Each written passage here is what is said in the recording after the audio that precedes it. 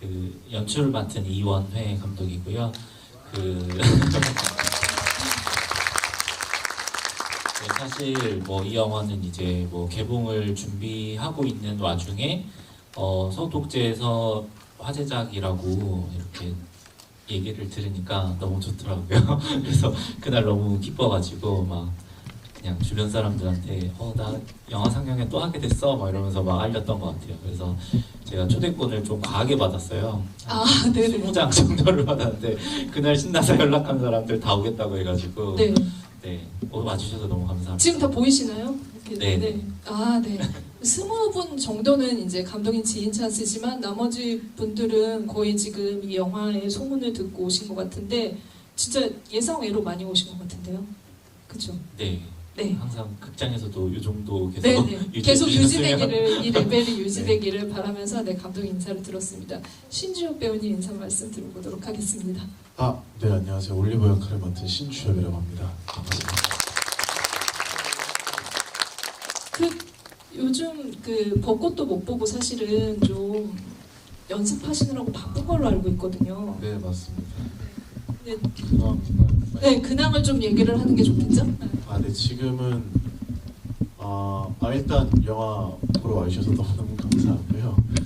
네, 요즘 그냥 연극 웃음의 대학이라는 공연 준비하고 있어가지고 그 공연 준비하면서 봄을 즐기고 있습니다. 네, 그 봄을 즐긴다는 게 우리처럼 이제 나가서 좀 약간 꽃 보고 이런 게 아니라 어마어마한 대사량을 소화하고 계시더라고요. 제가 좀 얘기를 들어보니까. 근데 사실 이제 이 영화는 좀 촬영한 지 좀 시간도 지났고, 네, 맞아요. 그리고 지금 다른 작품을 매진하고 있기 때문에 다시 이렇게 이 영화 불러왔을 때 어떤 좀 감흥이 있으신지 지금 여러분들이 금방 따끈따끈하게 영화를 보셨거든요.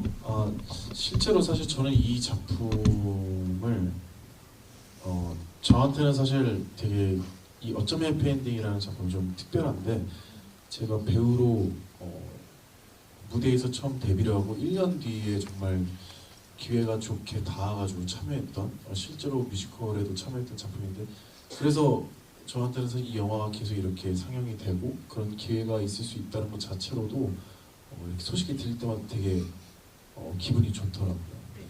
저는 배우님 전작 영화를 안녕 내일 또 만나를 보면서 거기서는 이렇게 많이 등장하지 않거든요. 근데 독립영화계에 새로운 어떤 획기적인 인물이 나타났다라는 생각을 했었거든요. 근데 이 작품에서 본격적으로 이렇게 캐릭터로 연기를 펼치시는 걸 보면서 앞으로의 활동이 기대되는 그런 감을 가지고 오늘 또 만났습니다. 근데 말씀을 너무 잘해주시네요. 네, 박수로 한번 부탁드릴게요. 배우님이 이렇게 상승곡선 지금 이제 그거에 포문을 열었다고 생각해요. 영화계에서 이제 무대에서도 이제 워낙 활발하게 활동을 하고 계시긴 하지만 근데 감독님은 사실 이제 제가 사실 10년 전에 상승곡선을 점쳤었거든요. 2014년에 제가 감독님 연출 데뷔작 그때도 정말 가시밭길이었어요. 그러니까 뱀파이어 장르 요즘은 뭐 너무 많이 시리즈로도 보시고 영화로도 보시고 그러지만 2014년에 무려 뱀파이어 장르물로 그댄 나의 뱀파이어. 네. 제목 자체도 뱀파이어인 장르물을 만드셨었습니다. 그래서 독립영화의 소규모로 그것도 데뷔작을 만든 감독이 그래서 그때 감독님 진짜 이거 좀 뼈를 깎아서 쓰신 작품 아니세요? 라는 얘기를 드렸었는데 그때 고생하셨다고 얘기를 하셨는데 그 사이 이 작품을 만들고 계셨던 거예요? 그 작품 만들고? 네, 저는 그게 상승곡선일 줄 알았는데 하락곡선이었어요. 네. 그때 뭐 여담을 하자면 그때 그댄 나의 뱀파이어랑 그 다음에 이병헌 감독님의 힘내요 병원 씨 이게 같이 개봉이 됐었거든요.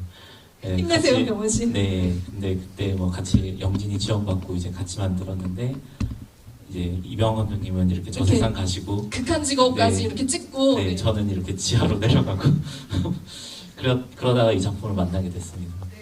그럼 10년 동안 분석을 많이 하셨을 것 같은데 굉장히 어떻게 보면 이제 잘 시장에서 통용되지 않는 장르에 도전한 것도 있었기 때문이지 않을까 이런 좀 약간 본인의 자체 판단도 하셨을 것 같고 여러 가지 생각이 드셨을 텐데 지금 사실 좀 더 어려운 영화 하셨잖아요. 뮤지컬 영화. 네. 어떻게 된 건가요? 네, 뭐 사실 그 작품 만들고 이제 그냥 뭐 영화 해봤으니까 먹고 살아야겠다. 그래서 먹고 사는데 사실 되게 많은 시간을 쓰고 있었고 영화를 못 찍을 줄 알았어요. 그래서 일찍이 드라마 대본을 쓰고 있었고 근데 이제 그 드라마 대본을 쓰는 과정에서 이제 제가 소속돼 있는 회사에서 이 작품의 저작권을 갖고 있다라고 했을 때 이제 제가 계속 욕심을 냈었죠. 이거 해보고 싶다. 네, 근데 우연찮게 이제 좀 타이밍이 맞았고 이제 제가 잘할 수 있다고 이제 계속 어필했던 그런 것들이 좀 통해서 다행히 이제 제가 제 인생의 어떤 그 꿈, 제가 영화를 시작한 계기가 사실 뮤지컬 영화를 너무 하고 싶었던 거였고 그거를 이제 본격적으로 할 수 없으니까 사실 데뷔작에서도 이렇게 한 씬, 두 씬 정도 뮤지컬 씬들을 항상 넣었었어요. 제가 단편 작업할 때부터. 근데 이렇게 대놓고 뮤지컬을 하면 사실 한국 관객들은 안 좋아해 주시거든요. 좀 부담스러워 하세요. 그래서 되게 걱정 많이 했는데 그래도 이렇게 좀 모르겠어요. 영화제여서 그런지 아직 관객분들이 좀 좋아해 주시는 것 같아서 다행입니다. 뭐 관객분들이 어떻게 생각하시는지는 제가 조금 이따가 마이크를 좀 드릴 거예요. 그래서 그때 좀 신랄한 평을 또 기대를 하고요. 사실 감독님이 20대 후반에 그 작품을 만드시고 앞자리가 그동안 바뀌시면서 여러 가지 그 감독으로 연출자로서 가지고 있는 여러 이제 그 생각들이 이 작품 안에 녹아들었다는 생각이 듭니다. 아마 약간 이 저작권 관련해서 왜 이 영화를 만들게 되셨는지 얘기를 살짝 힌트를 주시긴 하셨는데 이 작품이 원래 이제 그 뮤지컬 원작이 있어요. 아시죠? 그 작품은 너무 많이 그러니까 거의 뭐 지금 5번, 6번 올렸잖아요. 그래서 그 부분의 히스토리는 배우님이 잘 아실 것 같아요. 어쩌면 해피엔딩 원작에 배우님이 참여를 하시기도 하셨었죠. 네, 맞습니다. 제가 재연 때 참여를 했었어요. 그러니까 2018년 때 참여를 했었죠. 네. 그래서 약간 그 작품에 어떤 좀 그 호응을 불러 일으켰었는지.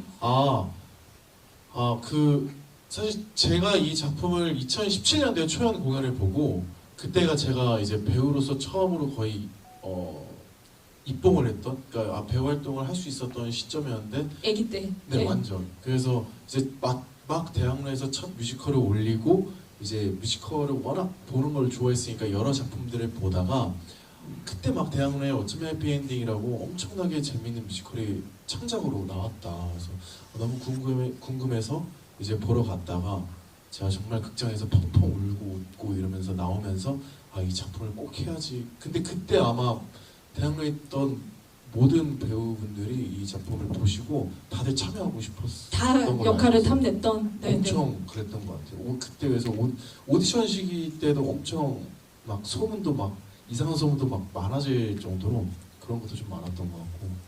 그때 몇 년 전이긴 하지만 AI 연기를 할 때 오디션 볼 때 네. 약간 어떤 마음으로 어떤 톤으로 하셨는지 기억나세요?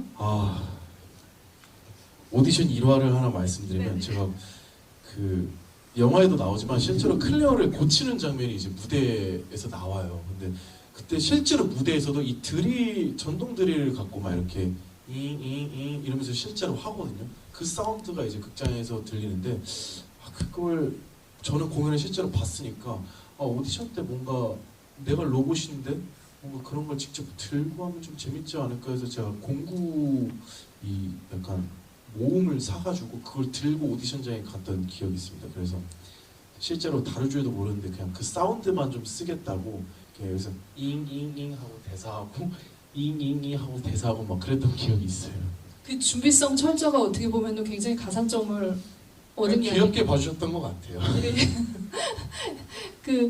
감독님 어떻게 보면은 이제 그 많은 배우들이 사실 이제 공연을 거듭하면서 연기를 하셨었는데 신주엽 배우님을 캐스팅하는 과정도 굉장히 좀 궁금하긴 하거든요. 근데 좀 실제로 이제 무대 했던 배우랑 같이 하겠다 이 좀 약간 그 기준이 있으셨나요? 아니면은 네, 뭐 사실 뭐 보편적으로는 신주엽 배우가 제일 잘했습니다 이렇게 설명을 드렸는데 네. 실제 캐스팅이라는 사실 제일 어쩌면 해피엔딩에서 제가 욕심났던 배우는 강혜인 배우였어요.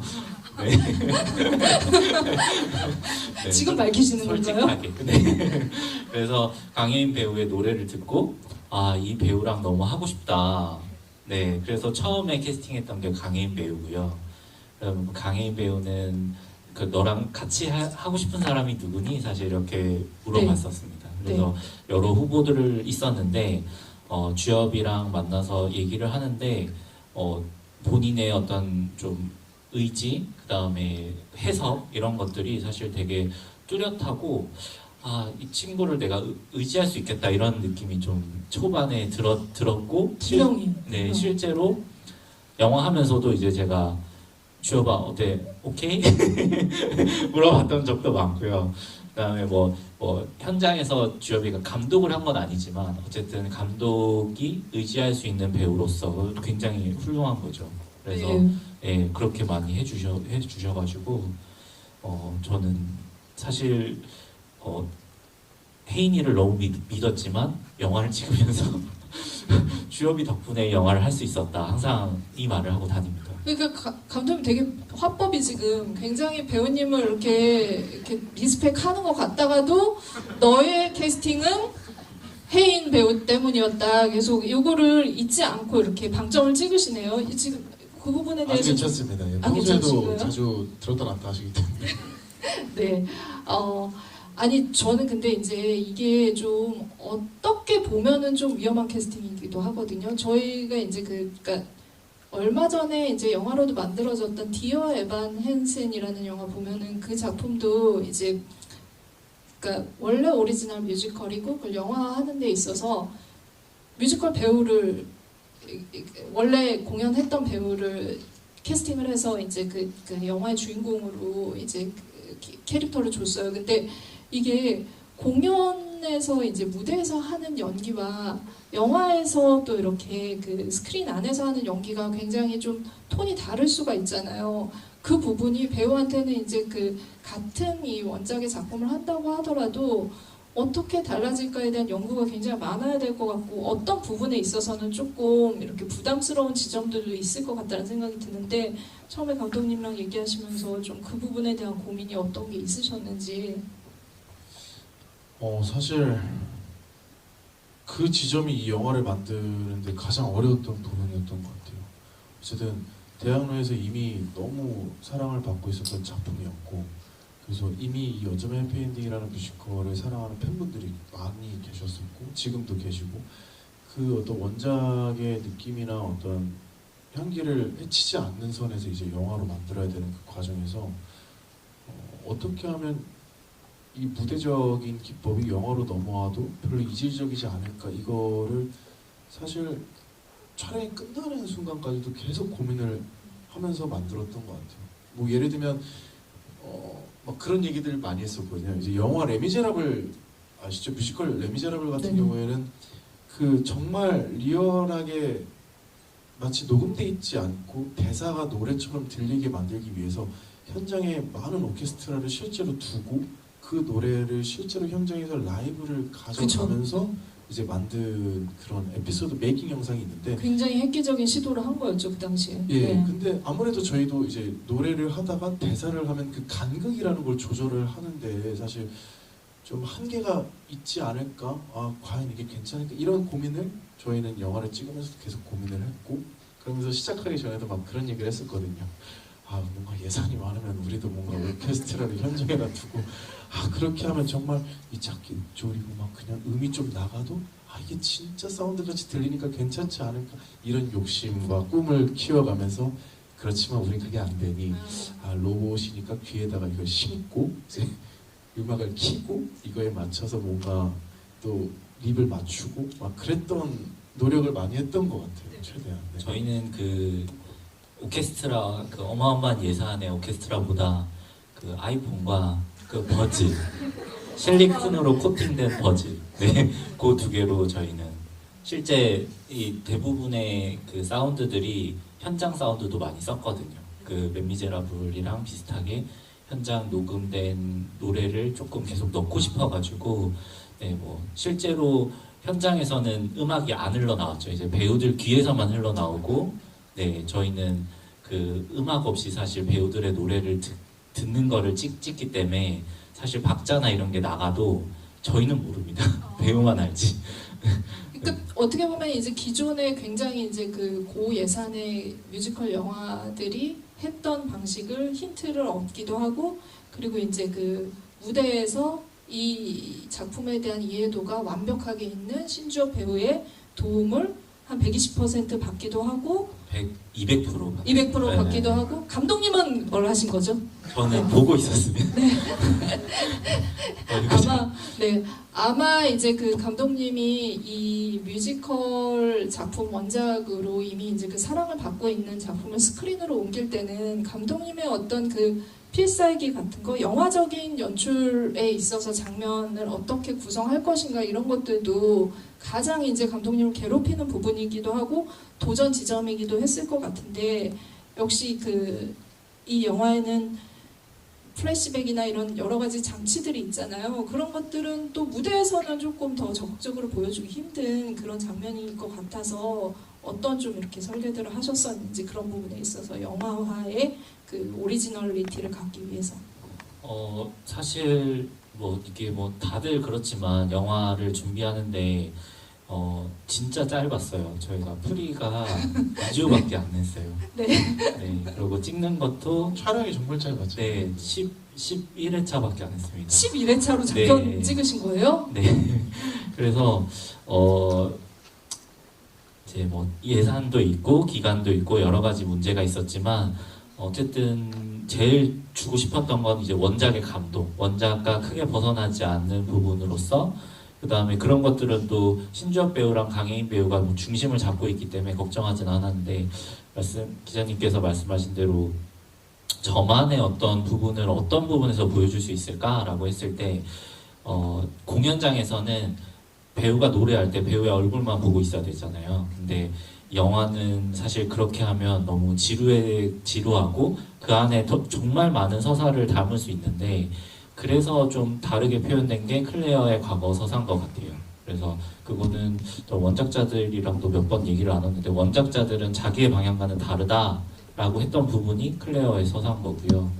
그리고 또 그 원작과 굉장히 달랐던 지점 하나는 화분의 해석입니다. 이제 공연에서는 화분이 하나가 있고요. 근데 여기에서는 화분이 좀 많이 등장하거든요. 그거는 좀 제 나름대로 영화의 다른 주제를 좀 주기 위해서 등장시켰던 부분인 것 같아요.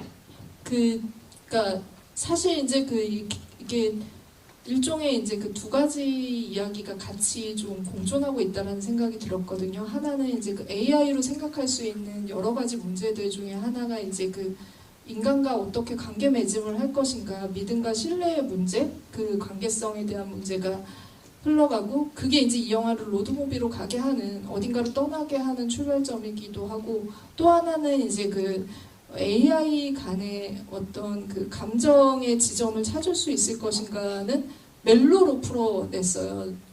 올리버와 클레어의. 그래서 이 두 가지의 장르를 모두 이제 소화를 해야 되는 그 올리버라는 캐릭터를 연기를 했는데, 어떻게 보면 굉장히 로코의 주인공의 완벽한 조건을 갖고 있는 캐릭터다라는 생각이 들었거든요. 굉장히 무심한 것 같이 이제 그 하다가 나중에 이제 감정을 드러내기 시작을 하잖아요. 그래서 배우님은 어떻게 좀 그 올리버를 해석했고 어떤 부분에 중점을 두고 이 인물을 표현을 하고 싶으셨는지, 어떤 보통 이제 어떤 사람이냐라고 하는데 어떤 AI라고 생각하셨는지. 작품을 찍은 지 좀 됐지만 어쨌든 원작에서는 사실 제임스라는 주인이 존재하고, 그 존재로 인해서 주인이 재즈를 좋아하기 때문에 자기도 뭔가 재즈를 좋아하고, 그 주인과 둘도 없는 친구 사이가 돼야 된다라는 게 이 헬퍼봇의 목적이자 사실 존재 이유라고 생각을 하거든요. 그래서 그 어떤 내가 도와줘야 되는 누군가를 위해서 자기가 뭔가를 맞춰줘야 되고 헌신해야 되는 그런 어떤 따뜻한 마음을 갖고 있는 로봇이지 않을까? 조금은 사실적이지 않을 수 있지만 이 로봇한테 뭔가 온도가 있다면 좀 따뜻한 그런 성향을 갖고 있는 로봇이지 않을까 이런 접근을 좀 많이 했던 것 같아요.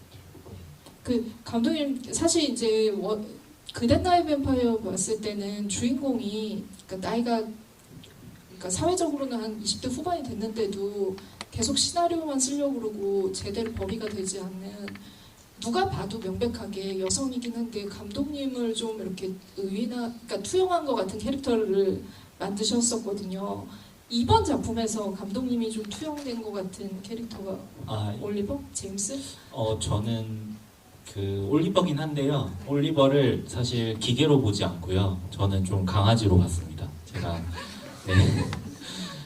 제가 키우는 강아지가 있고 거의 갑자기 귀여워 보이는데 어떤 지금은 제 삶의 어떤 이유기도 하고 뭐 그 정도로 제가 소중해져 버린 강아지인데요.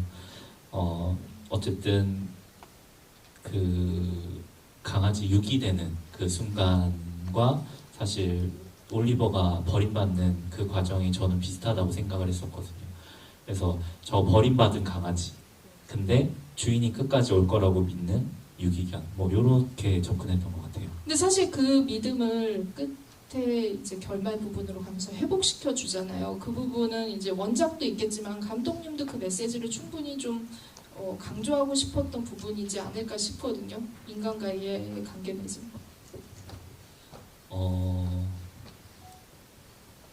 글쎄요, 그렇게 정의로워야 될까요? 네, 모르겠어요. 그거는 제가 어떤 사람은 끝까지 책임지려고도 하지만 또 어떤 사람들은 그거에 대한 너무 책임감이 많기 때문에 뭐 제가 뭐 운동보호가도 아니고 뭐 어떤 활동도 사실 하지 않는 입장에서 조심스럽지만 어쨌든 사회 현상으로 그런 게 너무 많이 발생되니까요. 뭐 근미래이기도 하고 설정 자체를 보면서 대입시킬 수 있는 지점들도 많은데 특히 뭐 너무 재밌는 거는 진짜 이거 디지털 세상인데 너무 올리브어를 둘러싸고 있는 모든 일상의 루틴이 다 아날로그잖아요. 그런 깨알 같은 재미들을 보는 것도 이 영화를 보면서 찾는 즐거움이지 않을까 싶습니다. 제가 좀 질문을 드렸는데 드디어 관객분들께 마이크를 좀 드리고 어떻게 영화 보셨는지 또 어떤 점이 제일 궁금하신지 얘기를 좀 들어볼게요. 질문해 주시는 분께는 오늘 선물도 있어요. 인디 피크닉에서 마련한. 그래서 빨리 손을 들수록 질문도 하실 수 있고 선물도 받으실 수 있습니다. 두 번째 줄 관객분.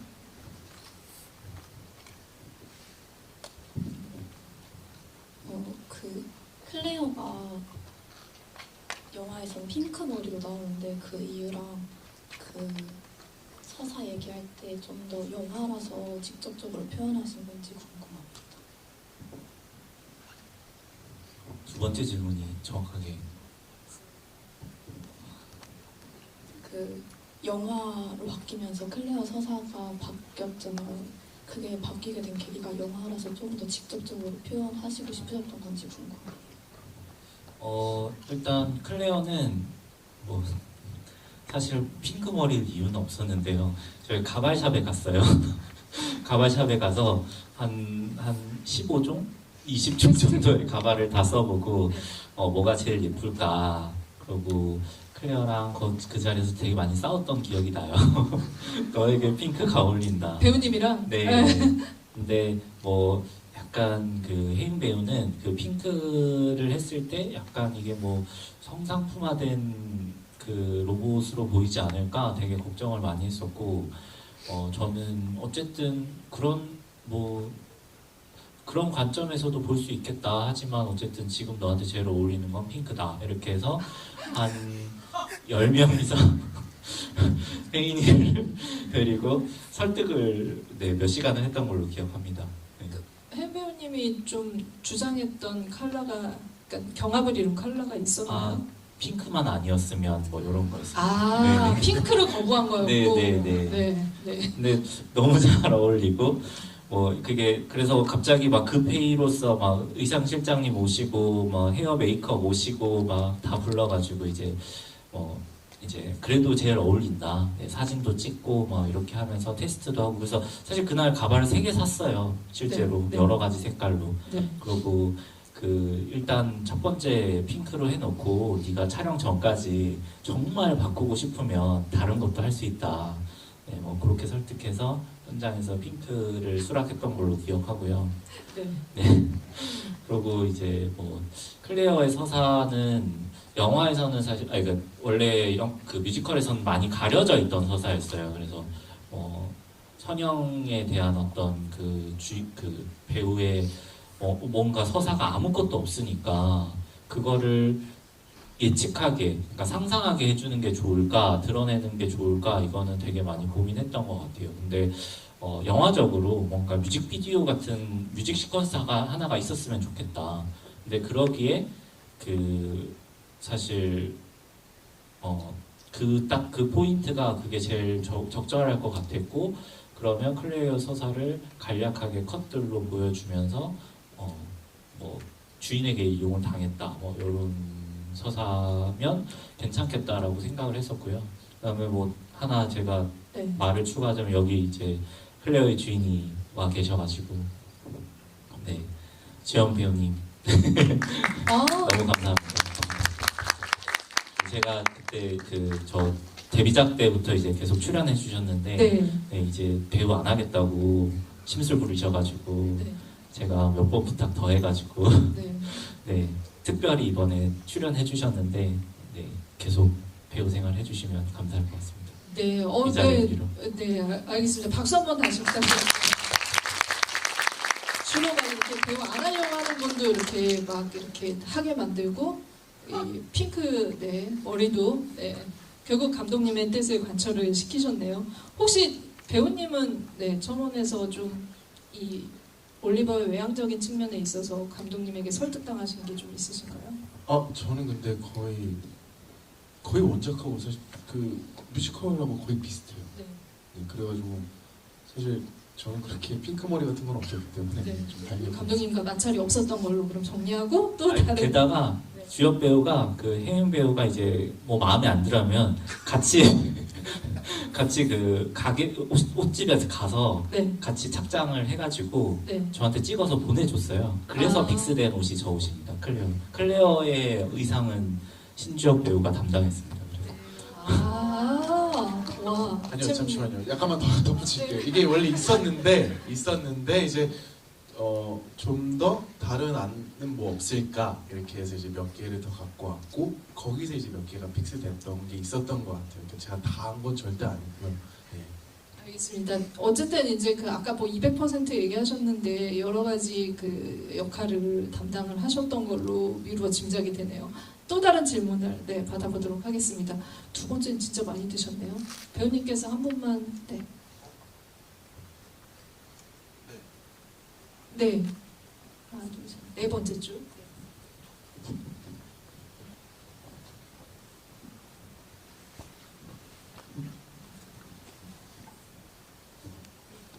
일단 영화 너무 잘 봤고요. 저는 신지엽 배우님께 질문을 하고 싶은데요. 주엽 배우님께서 18년에 올리셨던 어쩌면 해피엔딩 그 뮤지컬로도 보고 오늘 영화로도 이렇게 봤었는데 그 뮤지컬을 했어서 오히려 영화로서 이렇게 찍었을 때 좀 더 수월한 면 같은 게 있으셨는지 그리고 오히려 더 힘들었던 면 같은 것도 있으셨는지가 궁금합니다.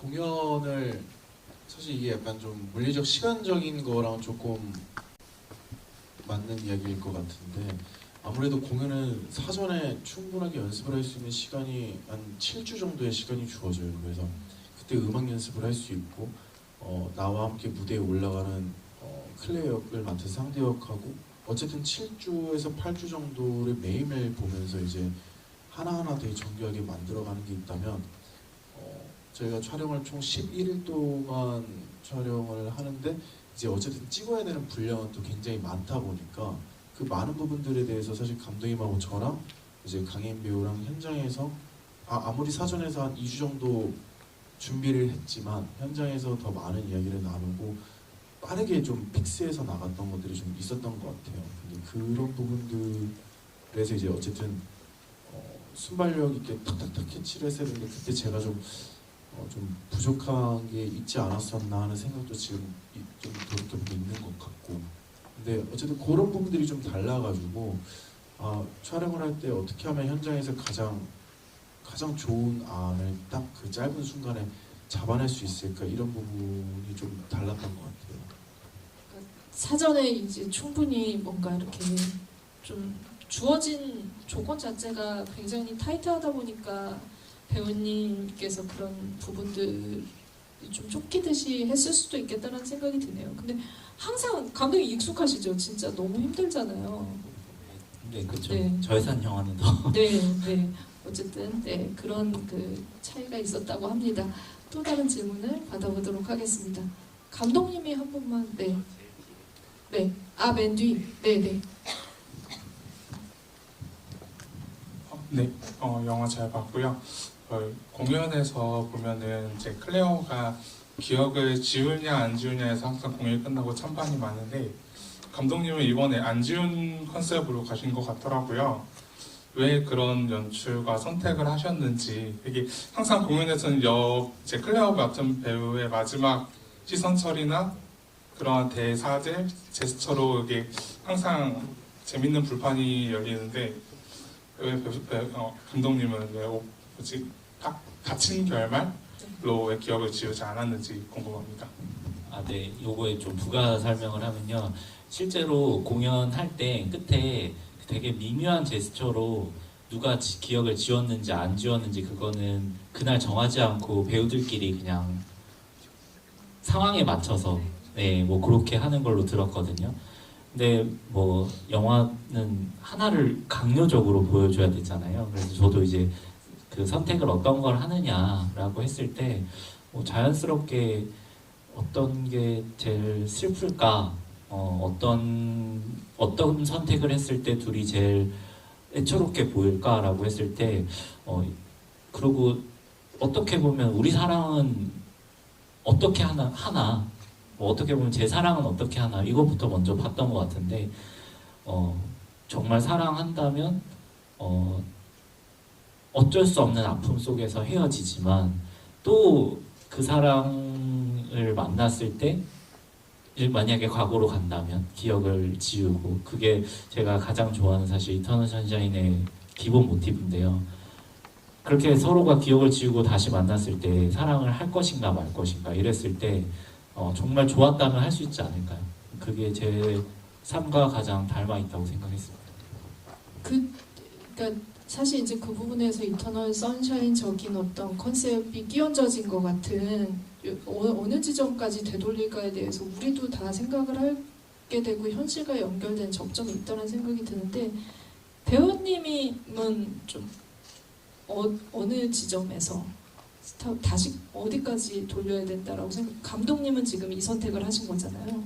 배우님의 선택도 잠깐 들어볼까요? 영화와 다르게 만약에 스스로 쓰신다면. 돌려야 되는. 네. 그러니까 기억을 불러오는 지점. 근데 사실 영화에서 보면 올리버는 기억을 안 지웠어가지고, 사실 저는 그냥 뭔가 기억에 대해서 얘기하면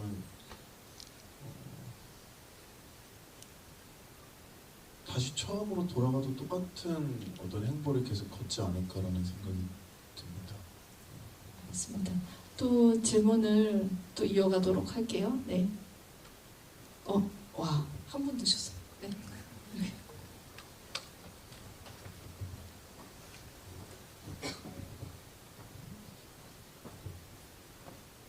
네, 노란색 머리.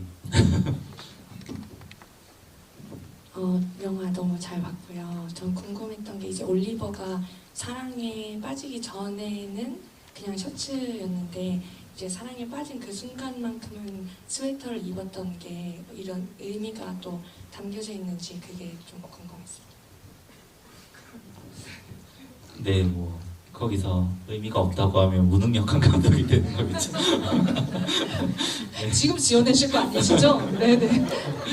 물어보도록 하겠습니다. 네. 네, 그것도 신지엽 배우가 네, 뭐 기본적으로 그 뭐 좀 어떤 쇠가 가지는 죄질이 살이 되어가는 과정이라고 생각을 했는데요. 그러니까 처음에는 로봇이잖아요, 설정이 로봇인데 저는 제가 느낄 때는 한 반 이후부터는 이 친구가 로봇으로 보이진 않았으면 좋겠다. 좀 사람으로 보여줬으면 좋겠다. 그리고 이제 절정으로 이제 가면서 클레어나 올리버나 좀 더 따뜻한 재질의 옷으로 조금 질감을 바꿔보는 계획을 했고요. 연출을 돕니다. 네. 의상은 그러면은 배우님 아니 아니면- 이거 아, 네. 이건 제가 샀어요. 네. 아, 네. 네. 비싼 거 리미티드 에디션이라고 하니까 되게 좋아하시더라고요. 네, 그런 또 이제 그 의상의 그 연출적인 의도가 네, 숨어 있었습니다. 또 마지막 질문을 하나 네, 받아야 될 것 같은데요. 네, 손 들어주세요. 네. 마지막 질문 많이 드셨네요. 네, 어떡하죠? 여기 지금 네 번째 줄 관객분 드리도록 하겠습니다.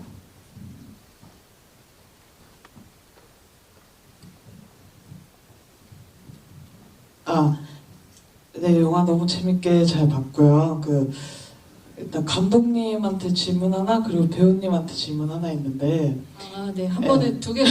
네, 감독님 계속 그 뮤지컬 씬이나 뭐 이런 거 하나씩 넣는다고 하셨는데, 일단 다음 작품은 어떤 거 준비하시는지 궁금하고, 그리고 다음 작품에도 뮤지컬 씬이나 이런 거 넣으실 건지 궁금하고요. 그리고 배우님, 저는 원작이 있는지 몰랐는데 결과물을 보시고 그 뮤지컬이 좋으셨었는지 아니면 그 영화가 좋으셨었는지 만족도, 그게 좀 궁금했어요. 제가 먼저 빠르게 대답해요. 네, 여긴 영화관이기 때문에 전 영화가 훨씬 좋았습니다. 장소 그 TPO 옷도 이렇게 장소에 맞게 입는 것처럼 대답도 장소에 맞게. 네, 알겠습니다. 네, 영화가 지금 네. 네, 저는 뭐 기회만 주어준다면 뮤지컬 영화를 너무 하고 싶고요. 뭐 네, 다음 영화를 또 할 수 있을지 모르겠지만 네, 네, 여러분, 제목도 해피 엔딩인데 감독님 밝은 미래를 좀 그려주세요. 네, 아무튼 하고 싶습니다. 너무 의지적이고요. 그리고 다음 작품은 기획하는 거 없이 그냥 네, 좋은 작품 또 찾아보고 있습니다. 알겠습니다. 약간 우울해지는 기분은 왜일까요? 사실 이제 뮤지컬을 보면은 항상 이제 넘버가 기억에 남기도 하고, 그런데 이 두 장르를 다 하셨으니까 배우님께 가장 그래도 배우님이 애착하는 장면이나 넘버가 있다면 네, 그거를 좀 들어볼까요, 마지막으로? 이거 찍을 때 좀 재밌었는데, 사실 영화를 찍기 전에, 영화를 나와서 보기 전에 사실 저희가 반딧불 장면 찍을 때 이 허공에 무언가 점이 있다라는 걸 믿고 막 이렇게 찍었었는데, 근데 이게 또 같은 걸 보고 있는 거잖아요. 저랑 강임 배우님하고 이제 사실 뭔가 반짝이는 무언가가 없이 같은 걸 봐야 되니까 이렇게 하더라도 옆에 있는 사람도 이렇게 해야 되는 거죠. 그래서 그걸 같이 맞춰 나가면서 그 반딧불 노래를 부르는 게 되게 좀 재밌었던 것 같아요. 진짜 둘 다 그냥 있다라고 생각하죠. 그러니까 서로 이렇게 옆에 있으면, 자, 그러니까 이게 여기서 이렇게 해서 이렇게 해서 들어온 거야. 그럼 그 누나도 그래 알겠어. 그럼 이렇게 해서 이렇게 들어온 거야. 그러다가 서로 안 맞으면 여기 이렇게 가기로 했잖아. 맞다, 다시 찍고 막 이랬던 기억이 있어가지고 영화를 보고 났을 때 그게 좀 재밌었던 것 같아요. 되게 점이 잘 맞네. 맞아 떨어졌네. 죄송하네요, 갑자기. 원래 이게 보편적이진 않은 촬영 현장입니다. 원래는 이렇게 가이드를 주고요, 시선 가이드를 주고, 자 이렇게 하고 이제 그건 CG로 지우면 되는데, 그쵸. 네, 저희는 CG 지우는 비용이 없었기 때문에 네. 상상으로 이제 네. 그림을 그리고 네, 그 둘이 맞춰 알아서 네. 여러 번 찍자 뭐 이런 거였습니다. 근데 이게 사실 공연에서는 더해요. 이제 올리버가 여기 손가락에다가 그 마술사들 그 간이 손가락이라고 하잖아요. 네, 네. 거기 이제 철새 연결해가지고 이게 객석에서는 안 보이는 건데 투명 철사를 연결해서 이제 반딧불을 하는 거면 사실 클레어는 그냥 그걸 보면 되는데 올리버는 이제 손가락으로 이렇게 하면 이제 반딧불이 실제로 날아다니는 것 같은 효과를 주는 거거든요. 근데 영화에서는 요 노력을 덜 할 수 있어가지고 사실 저는 좀 더 편했습니다. 아, 근데 사실 그 장면의 잔상이 저는 그랬고 여러분들도 아마 그랬을 거라는 생각이 드는데 배우님들의 좀 재밌는 에피소드 뒤에 실제 구현된 장면은 감독님의 연출력이 굉장히 그 서로 훌륭했다. 그래서 서로 바라보는 지점이 사실 살짝 다릅니다. 그래가지고 그 사이를 제가 CG 팀한테 조율하는데 네, 되게 많이 싸웠어요. 죄송합니다. 그분은 올리버는 저기 보고 있는데 왜 여기 점을 찍냐. 네, 저는 제대로 점 네, 찍어라. 네. 네. 이때는 올리버한테 조금 더 사람들이 올리버를 볼 것 같기 때문에 올리버의 시선에 맞추고 뭐 이러면서 그 조율을 진짜 많이 했습니다. 그 여러분 오늘 사실 이제 그 감독님이 이전에도 이제 공개를 한 적이 있지만 이번에 또 새롭게 이 작품을 공개를 하면서 많은 분들이 이렇게 와주셔서 지금 너무 여러 가지 생각이 드실 거라는 생각이 들어요. 근데 아까 이제 다음 작품 불투명하다 뭐 이런 얘기도 하셨지만 오늘 영화 보시니까 또 만드셔야 될 것 같죠? 네. 다음에 제발 10년이 아니기를 네. 조금 좀 이렇게 시기가 빨라지기를 좀 보고 기대해 보도록 하겠습니다. 두 분 뭐 이렇게 오늘 이렇게 같이 토크하면서 또 영화의 기억을 좀 불러오셨는데 마지막으로 관객분들께 인사를 좀 부탁드리면서 끝내볼까요? 네. 네, 제가 다음 영화를 찍는 건 제 선택이 아니라 이제 관계자분들의 선택이어서요. 여러분들이 이게 개봉했을 때 많이 봐주시고 호응해주시고 좋은 평 해주시면 이제 조금 더 빨리 다음 작품을 만들 수 있지 않을까. 그래서 그 어쩌면 해피엔딩의 그 상영 소식이나 개봉 소식이나 이런 것들은 그 저희 인스타 마이 페이보릿 러브스토리 통해서 공지 받을 수 있거든요. 그리고 여러 가지 좀 경품 이벤트도 많이 할 예정이니까 네, 꼭 팔로우 부탁드립니다. 꼭 팔로우 부탁드리겠습니다. 네, 잘 부탁드립니다. 네, 박수 부탁드릴게요. 네, 저도 작품을 찍고 되게 영화제에서 이렇게 계속 상영을 하면서 작품을 보여드릴 수 있는 게 사실 너무 뜻깊고 되게 의미 있는 일이라고 생각을 해요. 그래서 나중에 영화를 상영하는 그 날에도 똑같이 많은 사랑과 관심을 주시면 저희도 더 힘을 받고 또 이렇게 만나뵐 수 있는 좋은 자리가 생기지 않을까 하는 그런 기대를 품고 오늘 돌아갈 것 같습니다. 5월 달에요. 예, 연극 웃음의 대학이라는 작품을 합니다. 예, 연극 공연도 많이 사랑해 주시고요. 예, 5월에 사실 저한테 되게 특별하게 좋은 것들이 많은데 드라마 졸업이라는 작품도 참여해서 거기서도 나오니까요. 드라마도 많이 사랑해 주시고 앞으로도 저희 작품 많이 사랑해 주시면 감사하겠습니다. 박수 부탁드립니다. 진짜 감독님의 미래는 스스로 불투명하다고 했지만 신주 배우님의 미래는 지금 떡상할 게 분명해요. 진짜 여러분 오늘 보신 게 너무 진짜 다행이라고 정말 생각하고 크게 다르지 않습니다. 크게 다르지 않습니다. 이렇게 저도 많이 봤잖아요, 배우님들을. 네. 일단 그리고 개봉할 때 꼭 그때는 강혜인 배우님 그리고 유중상 배우까지 오셔야지 이 이야기들이 좀 궤가 맞춰질 것 같아서 그때를 좀 기다리면서 오늘을 여기서 마치도록 하겠습니다. 감사합니다.